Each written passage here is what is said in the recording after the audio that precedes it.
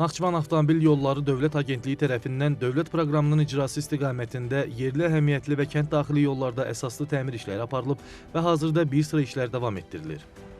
Cari ildə icra olunan Əliyabad qəsəbəsində 9.6 km, Kəngərli rayonu Şaxtaxtı Gömrük yolunda 5.1 km, Xoç kəndində 2.45 km, Şəhərli rayon Təzəkənd və Yuxarı Yaycı kəndlərində müvafiq olaraq 6.3, 1.1 km, Şərur şəhər daxili 5.2 km, Babək rayonunun Həcir Göynük istiqamətində 6.2 km əsas və 8.7 km kənd daxili, 6.8 km olan Ordubad rayonu Azəkənd və Darkənd kənd daxili, uzunluğu 11.7 km olan Ordubad rayonu Anabad və Gəncə kənd daxili və 3.3 km uzunluğunda Zulfa rayon Gal və Şurur kənd daxili avtomobil yollarında işlər yekunlaşdırılıb.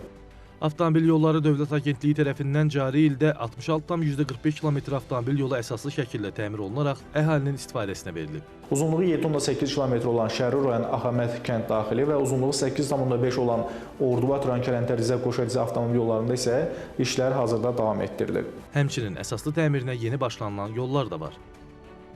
Əsaslı təmirinə yeni başlanılan 95.6 km-lik avtomobil yolu istiqamətində də işlərimiz davam etdirilir.